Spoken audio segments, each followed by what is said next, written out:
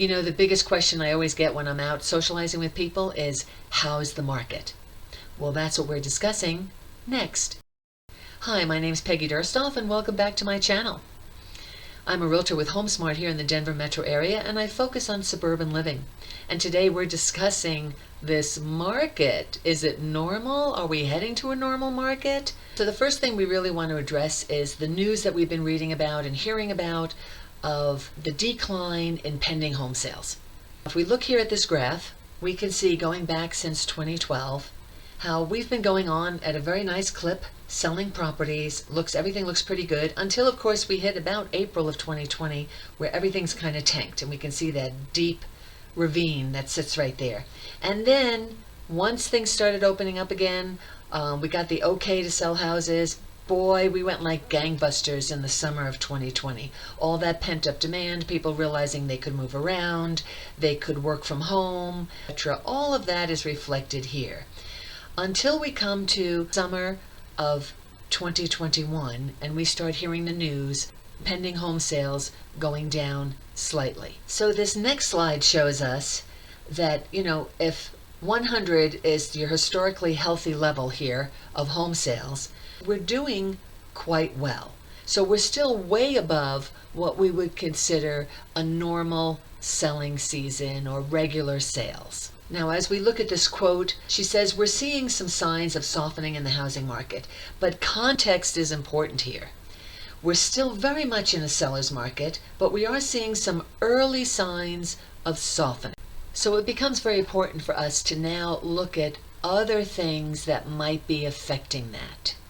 All right, so there's early signs of softening, which sounds very much like what we might be reading in the newspapers, like, oh my gosh, is the market turning? So let's take a look. And the next slide we want to look at is Showing Time's monthly reports.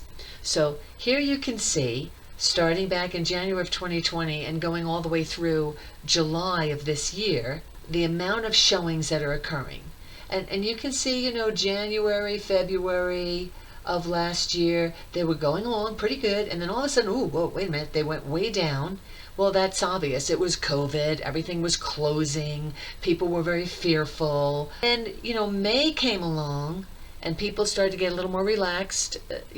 We had safety protocols in place to help people show houses. Some agents were even showing them virtually. I mean, we had a lot of things coming into play so we could sort of go along and sell homes. In fact, in July, we were showing about 200. And a bit of a softening, because that's typical seasonal as we go into December, November, the holidays, and then January of 2021, we started out really great. We kind of climbed up to a peak of March of 2021, and since then, since April, we've started to see a slight decline. Now, looking at that, you might think, wow, what's going on? That's really not good. But we have to sometimes remove this 2020. This 2020 was sort of an anomaly year. Nothing was normal. Nobody was expecting this. And if we go back to July of 2019, the showings were at about a 123.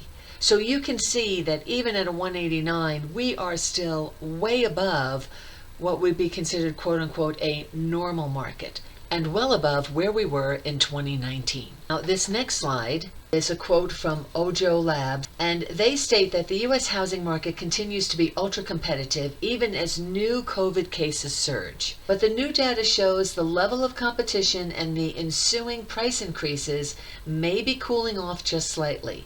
Data shows that 49.6% of the homes sold for more than the initial list price in July, far ahead of the number reported in July of 2020, when 26.8% of the homes were sold above the initial asking price, but below June's total of 50.4% of the homes sold for more than initially listed. I had to read this a couple of times to get it, and then ahead and put this into a graphic display for you. We can see in this slide here of the percentage of homes selling over list price. So back in July of 2020, it was what, 26.8%? Okay.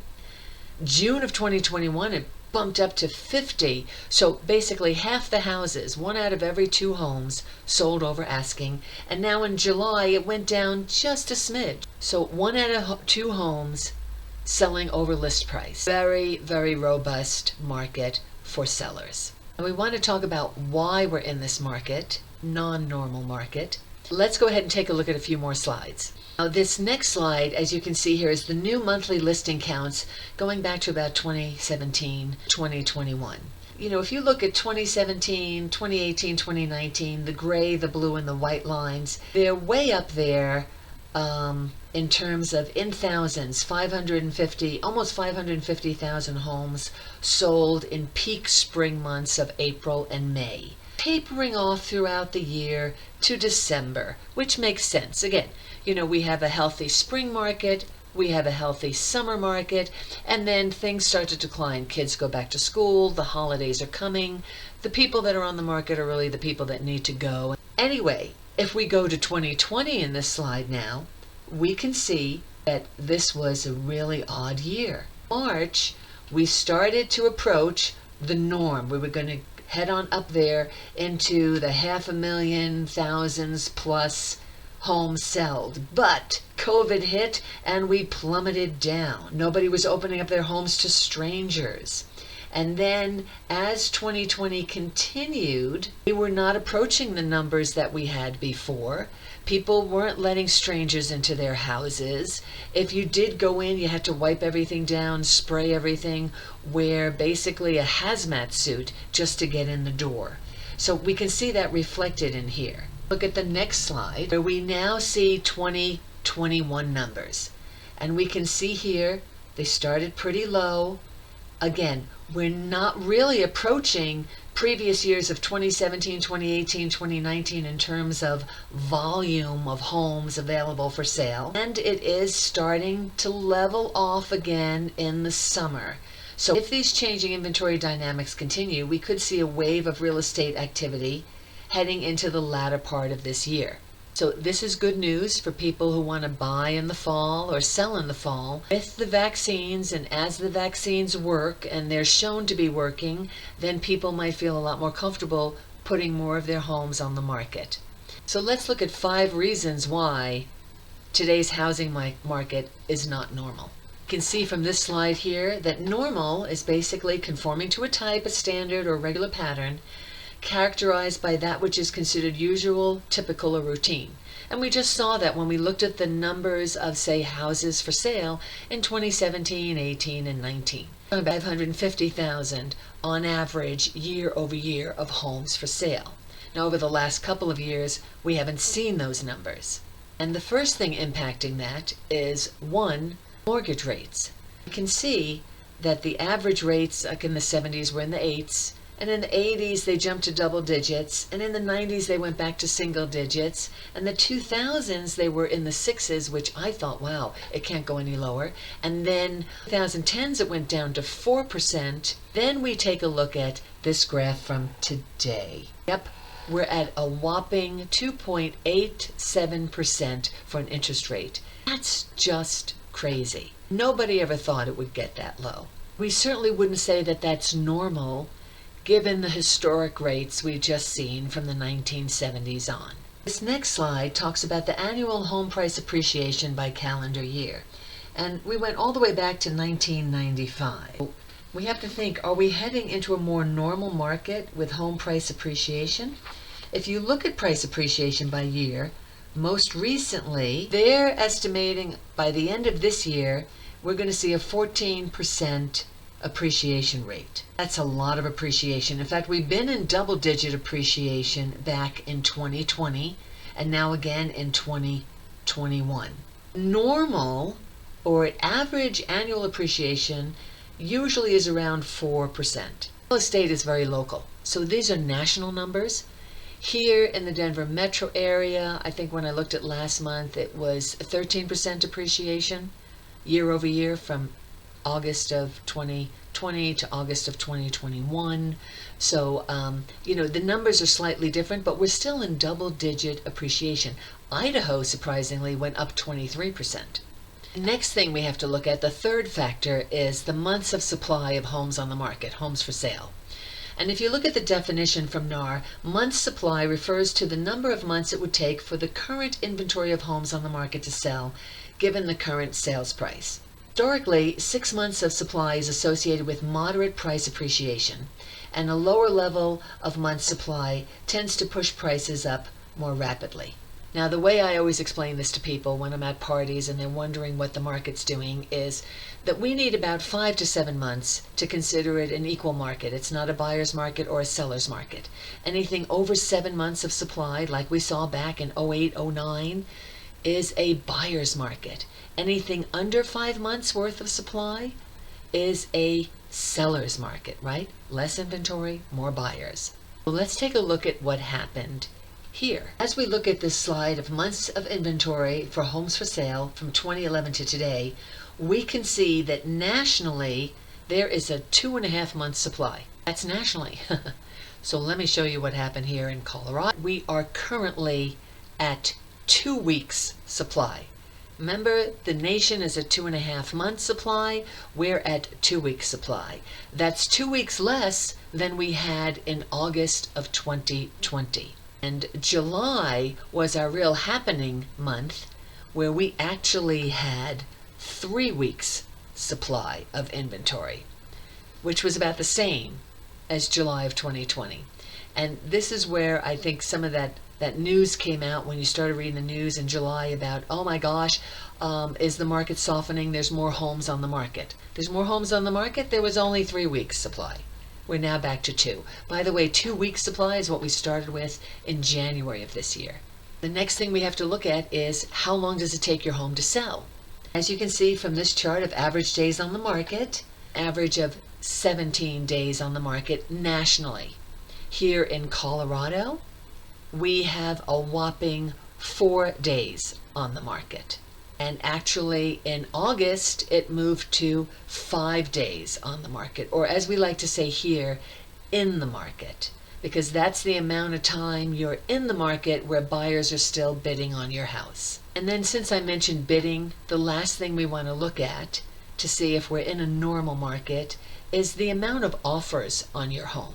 The average number of offers received on the most recent closed sales, this would be July nationally, went all the way back to 2017, and you can see that normally you might get a couple of offers. Here in July you had 4, maybe 4.5 offers, 5 offers of last year, and the beginning of this year, it was insane. You know, there was double-digit offers on the table. A little crazy. Most recently, that's dropped. And our numbers are kind of on par with what I'm seeing nationally. So as you can see, we're nowhere near a normal market. And part of this is really expected to continue for a while, because here's why. Let's talk about builders. Builders are behind in their building. They're way behind.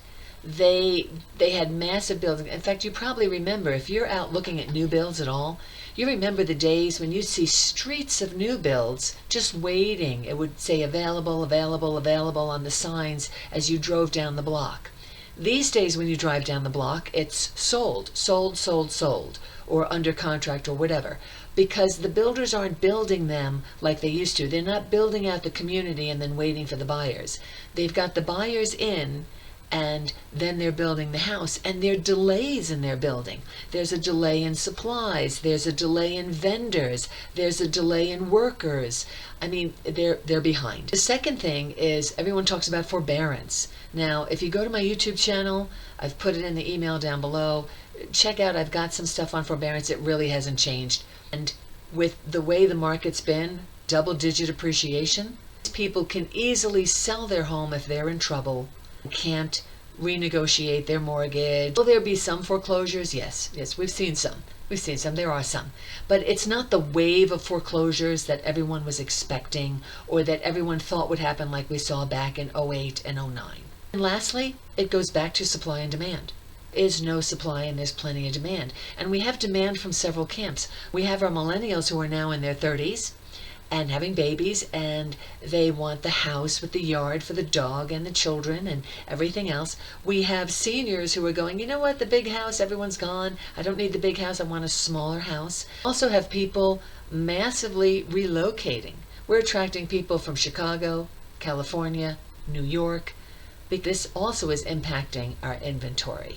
Moving forward, Look at this slide from Home Price Forecast for 2022, thinking that it's going to decline a bit to a single-digit appreciation, but still a healthy one. MBA, Freddie Mac, Fannie Mae, NAR are all estimating growth in the coming year. In June, the Fed announced there would be 2 rate hikes in 2022, which may then filter into mortgage interest rate hikes in 2023. Now, some of that might speed up due to worries about inflation. That will put sort of a downward pressure on our appreciation because the interest rates will be higher. However, due to this lack of inventory, still estimated that we're going to see a pretty busy fall. And, we have seen that here in Colorado. We have sort of a lull in the summer, a little bit of a lull, which is why I wasn't surprised to hear that in the news about a bit of a decline. But again, as people start feeling more and more comfortable, as people are getting vaccinated in larger and larger numbers, there's going to be people who want to move. So George states, I expect an unusually busy fall season. Sellers are putting homes on the market. Normally this activity happens early in the spring. People feel much more comfortable opening up their homes, and that will lead to maybe some more houses on the market. But again, remember, we're heading into the fall and the winter, which historically, even though we're not in a normal market, has always been a little bit less of inventory. Less of inventory will mean that housing prices will still stay strong. And as we go into 2022, I still expect to see a very strong spring market. If you like this video, please feel free to download my free seller's guide down below. And of course, if I can help you with anything, especially here in the Denver metro area, or you just want to talk about real estate or brainstorm about the market, feel free to connect with me. I look forward to hearing from you. In the meantime, thank you for watching, and I'll see you next week.